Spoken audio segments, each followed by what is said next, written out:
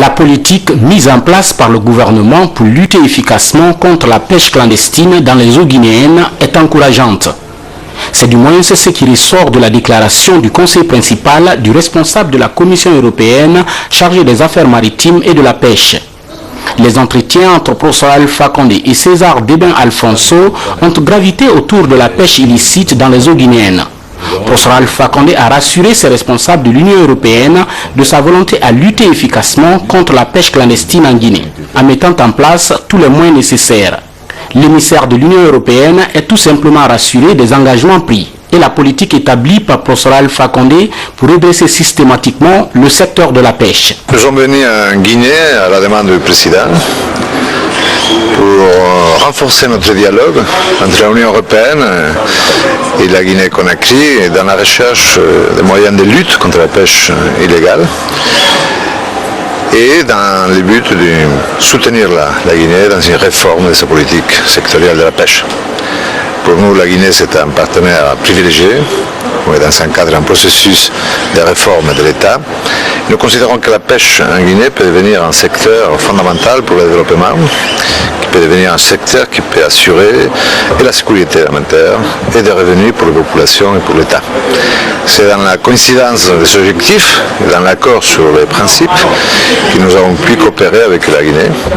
Nous ne venons pas pour négocier des accords ou des intérêts européens. Nous venons ici pour dialoguer avec la Guinée, pour l'accompagner dans la recherche d'une politique de lutte contre la pêche pirate dans les eaux de la Guinée.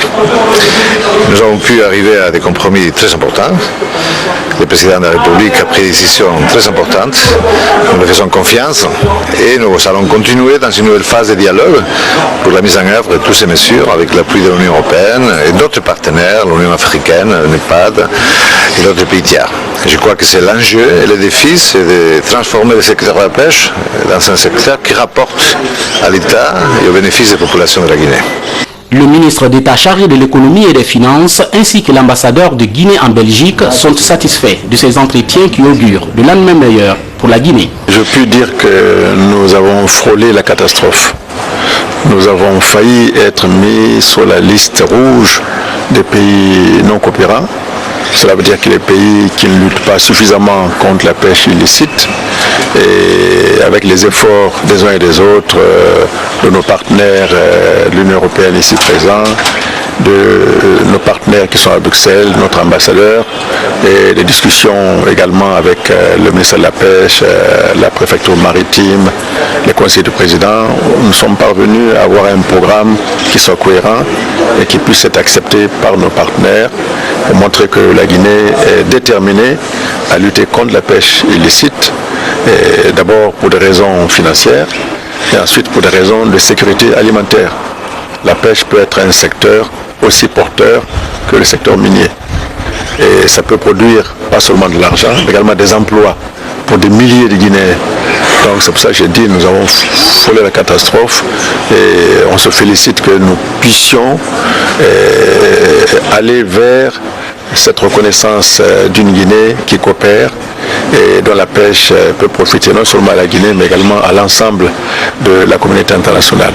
Parce que n'oubliez pas que la pêche est d'abord des ressources qu'il faut préserver et lorsqu'on pêche trop, les ressources disparaissent et c'est pas bon pour l'environnement, c'est pas bon pour la sécurité alimentaire et c'est pas bon pour les recettes de l'État.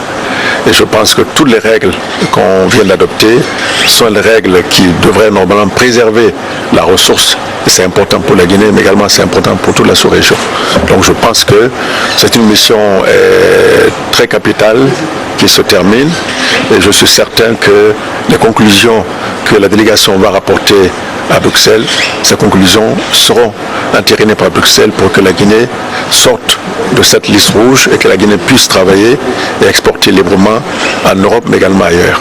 Très bien géré et que les réformes qui sont engagées continuent.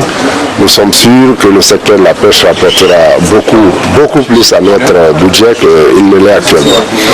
Alors, ce qui s'est passé, c'est que le président a exprimé lui-même une volonté politique très forte de réformer le secteur de la pêche. Il y est engagé personnellement. Et c'est dans ce cadre que moi-même à Bruxelles, j'ai initié des missions que le président a approuvées, qui sont venues à Bruxelles. On travaille avec l'Union européenne pour éviter que la Guinée ne soit sanctionnée, parce que nous ne méritons pas vraiment d'être sanctionnés. Cette mission a été un grand succès à Bruxelles et la mission d'aujourd'hui a été la conséquence de la mission que j'ai organisée à Bruxelles. Aujourd'hui donc, nous sortons très satisfaits de cette rencontre avec M. le Président de la République.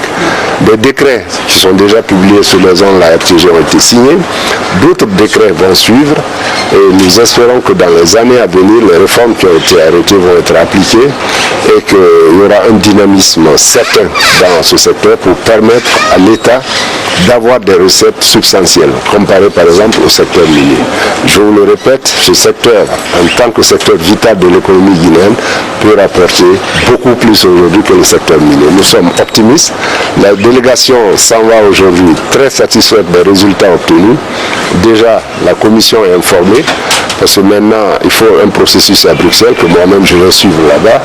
Il faut que la commission retire la Guinée de la liste des pays non coopérants, ce qui est presque acquis. Et deuxièmement, il faut que le Parlement européen aussi approuve cette décision et que nous puissions maintenant être reconnus comme tous les autres pays, comme un pays coopérant avec l'Union européenne pour éviter la pêche illicite. La deuxième phase sera maintenant le problème de nos exportations vers le marché européen. Il faut que nous arrivions à conquérir une partie du marché européen avec nos poissons. Là, ce sera la conséquence de l'application des décisions qui ont été arrêtées.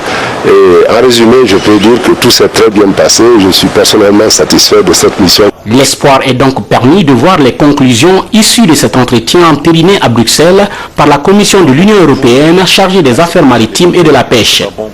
L'objectif est de permettre désormais à la Guinée d'exporter ses produits halieutiques en Europe, bref, partout dans le monde. Et le ministre en charge de la pêche et de l'aquaculture est satisfait de cette avancée. Moussa Condé situe d'abord la pêche illicite dans son contexte. La pêche illicite, c'est la pêche non réglementée et non déclarée. C'est des navires qui se livrent à des pêches où ils n'ont pas reçu l'autorisation du ministère de la Pêche de pêcher dans nos eaux territoriales. Alors la Guinée était menacée d'être classée comme pays non coopérant. Et dès que le président de la République, à son arrivée au pouvoir, a pris toutes les dispositions qu'il faut, en plus de ce que le département de la pêche aussi a mis en place, mais le président de la République est parti un peu plus fort et c'est ce qui nous a aidé surtout parce que mettre la Guinée, classer la Guinée sur la liste des pays non coopérants, ce n'est pas une bonne chose pour notre pays. C'est pour cela que le président de la République a commencé par créer d'abord la préfecture maritime, ensuite le sémaphore. Le sémaphore aujourd'hui qui va jusqu'à une distance de 60 000, qui est à Tamara, et aussi il y a un deuxième sémaphore qui est aussi en création et qui presque d'ailleurs doit finir très bientôt à Kokoudé. Et donc tout cela pour pouvoir traquer les navires pirates, pour traquer les bateaux qui sont en train de travailler dans nos eaux sans autorisation. Et puisque l'Union européenne avait parlé que la Guinée, si la Guinée ne prenait pas des dispositions requises, des dispositions conformes aux normes internationales, elle pouvait être classée sur la liste des pays non coopérants. Et c'est pour cela que certaines recommandations ont été faites au département de la pêche et tout de suite nous sommes mis à la tâche pour pouvoir régler toutes ces recommandations. Et au jour d'aujourd'hui, nous sommes très très heureux de dire que la Guinée qui était menacée, nous pouvons dire aujourd'hui que la menace est en train vraiment de partir parce que avec l'arrivée d'abord de l'Union européenne, avant leur arrivée, c'est deux délégations guinéennes qui s'étaient présentées à Bruxelles pour aller préparer et savoir aussi surtout ce qu'on a fait, évaluer ce qui a été fait à Conakry, encore recevoir d'autres remarques que l'Union européenne devrait nous faire, ce qui a été fait par la DGMAR, Alors, dès leur arrivée à Conakry, cette mission, nous avons mis sur place des commissions de travail, des commissions, des cadres de la préfecture maritime, du conseil du président de la République. Chacun en soi s'est attelé à ce travail-là pour que la dernière mission qui devrait venir à Conakry, qui est aujourd'hui à nos murs, avant leur arrivée, que tous les points sensibles qui pouvaient mettre une sanction sur la Guinée, que tous ces points-là soient complètement réglés. Et effectivement, chacun en Guinée, en responsable, parce que ce que j'ai dit à tout le monde, c'est la Guinée qu'il faut voir, ce n'est pas le ministère de la Pêche, ce n'est pas telle autre structure, mais nous devons aller la main dans la main, en rang serré, pour que la Guinée puisse sortir de cette menace. Et puisque le président de la République a eu à dire que le Guinéen, quand il veut, il peut.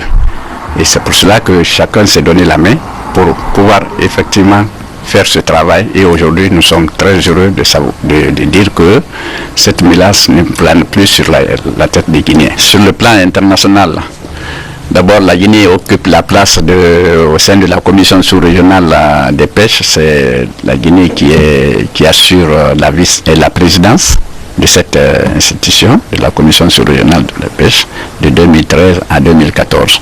Et quand on venait au pouvoir, le professeur Alpha Condé a dit que la Guinée va être comme les autres pays et même dépasser les autres pays. Ça veut dire quoi? À la pêche, il y avait, au sein de la commission sous-régionale des pêches, il y avait des arriérés qui allaient jusqu'à 848 000 $ qui ne se payaient pas. Et dès notre arrivée, c'est ce qu'on a payé d'abord. Tous les arriérés qui étaient au compte de la pêche ont été payés et nous avons même avancé. C'est-à-dire au lieu de 848 000 $, nous avons payé encore 2 ans de plus. Cela grâce à la politique du professeur Alpha Condé qui a dit qu'il ne veut pas entendre que la Guinée doit à telle institution, à telle organisation. Alors, aussi la COMAFAT. La COMAFAT, c'est une institution, c'est une organisation de la pêche, mais au niveau, cette fois-ci, au niveau international, où la Guinée fait partie. La COMAFAT aussi, la Guinée devait des arriérés, mais Dieu merci, grâce au professeur Alpha Condé, ces arriérés-là aussi ont été levés. Et mieux, il y a eu un forum international d'Agadir au Maroc. Ce forum a regroupé presque 56 pays, dont 33 pays africains et 23 pays asiatiques et européens. Mais ce forum, la Guinée a participé. Et la Guinée a participé activement du côté de la pêche. Et le premier prix qui a été décerné pour ce forum-là, ce prix, c'est la Guinée qui l'a pris. C'est la Guinée qui l'a pris parce que la Guinée a été activement représentée et les produits guinéens ont été beaucoup félicités et aussi vus par les autres pays. On a vu que le traitement des produits guinéens était meilleur. Le stand que la Guinée aussi avait présenté pendant ce forum-là était le meilleur stand. C'est pour cela que ce premier prix a été décerné à la Guinée et nous avons eu l'honneur de donner ce prix-là le 3 août 2013 au Palais du Peuple, au président de la République qui mérite cela parce que c'est grâce à son effort qu'il y a eu cela.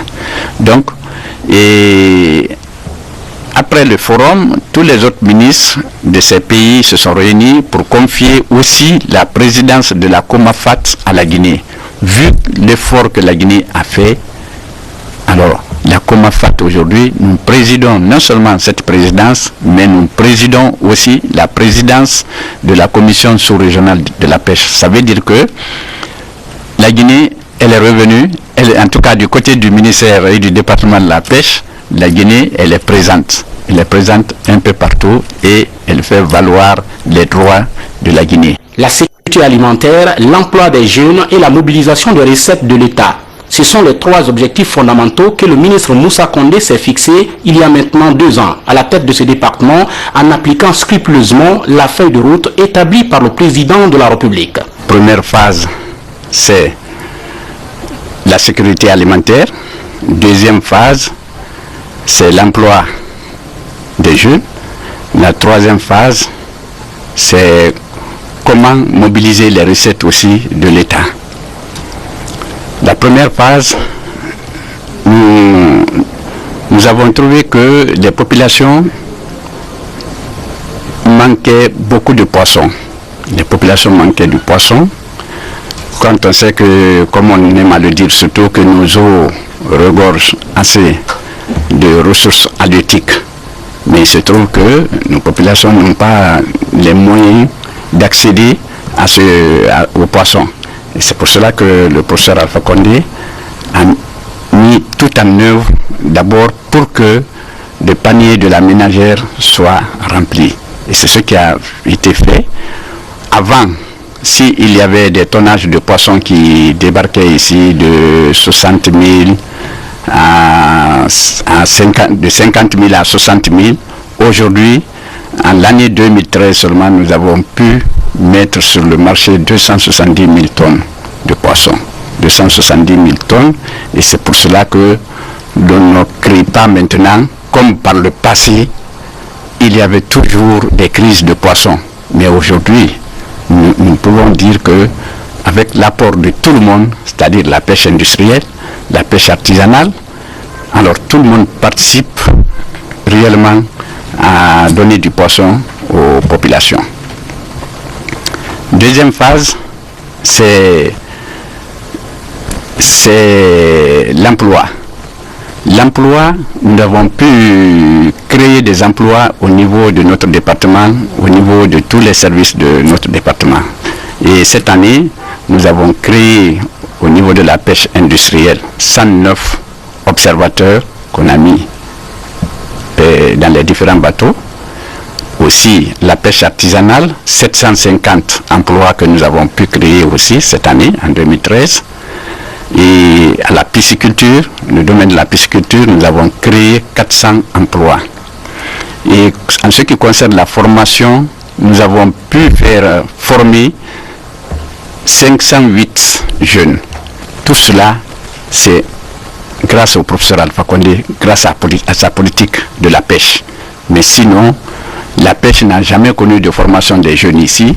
La pêche n'a pas connu de formation des observateurs. Mais maintenant, tout cela se fait grâce à la politique du professeur Alpha Condé. Parce qu'il a dit qu'il faut qu'il mette son quinquennat au compte des jeunes et des femmes. Et c'est ce que nous sommes en train d'appliquer sur le terrain. Et c'est ce qui fait aujourd'hui que les jeunes affluent à la pêche pour demander de l'emploi. Et pour ce côté, nous faisons un record de prendre des jeunes et de les utiliser. Quand on sait combien de jeunes nous avons mis à bord des bateaux cette année, comme marins et comme observateurs, nous avons pu le faire. Quand on sait aussi combien de jeunes nous avons mis au compte de la pêche artisanale. Et les femmes marieuses, c'est la même chose. Nous avons pu envoyer à l'extérieur en formation même des femmes marieuses cette année. Chose qui n'a jamais été faite à la pêche. Mais nous, avec l'action du professeur Alpha Condé, nous avons envoyé des femmes marieuses et à Dakar et au Maroc pour leur formation. Ensuite, c'est la mobilisation des recettes. Les recettes, quand on venait ici, au ministère de la Pêche, les recettes variaient entre 4 milliards à 7 milliards. La première année du professeur Alpha Condé et de notre temps à la pêche en 2011, nous avons pu mobiliser 18 milliards 500 millions. 2012, nous avons mobilisé 29 milliards 700 millions. Cette année, en 2013, je le dis, nous avons mobilisé 28 milliards 730 millions. Bon, les gens se demandent actuellement qu'il y a une certaine qu'il y a concordance entre le ministère de la Pêche et le département du ministère du Budget, mais il n'y a pas de problème. C'est parce que d'abord, avant, tous les montants ont été répartis sur des comptes fictifs dans des banques privées, mais avec l'avènement du professeur, il a dit qu'il doit y avoir l'unicité de caisse. L'unicité de caisse, c'est-à-dire que tout l'argent devrait être versé au trésor public. C'est ce que nous avons fait. Tout ce qu'on a mobilisé comme recette à partir des licences, c'est ce qui a été versé au trésor public avec les reçus bancaires à l'appui. Avant, il n'y avait pas ça. Ces montants, on ne les entendait même pas. Mais au temps du professeur Alpha Condé, maintenant, et c'est à vérifier. Les 28 milliards 730 millions aujourd'hui, c'est à vérifier. Nous les avons mis effectivement en banque. Et cela veut dire quoi? Cela veut dire qu'il y a un accroissement. Cela veut dire qu'il y a un grand changement. Ce changement, nous le devons au professeur Alpha Condé. Parce que les gens avaient, avant, prenaient cet argent-là pour leur poche. Prenaient cet argent-là, même les cadres, la plupart des cadres du département n'étaient pas au courant. C'est seulement quelques-uns qui connaissaient ce qui était versé. Mais aujourd'hui, c'est au vu et au su de tout le monde. C'est sur papier. C'est pour cela que nous avons salué la politique du professeur Alpha Condé. Plusieurs moyens ont été mis à la disposition des professionnels de la pêche et de l'aquaculture ces derniers temps par le président de la République. Des moyens tels que 13 camions frigorifiques pour les mareyeuses, 50 moteurs hors bord pour les pêcheurs artisans, 13 machines à glace et 13 chambres frigorifiques déjà à Conakry. Le tout pour booster le secteur de la pêche et de l'aquaculture, un secteur pourvoyeur d'emplois et créateur de revenus.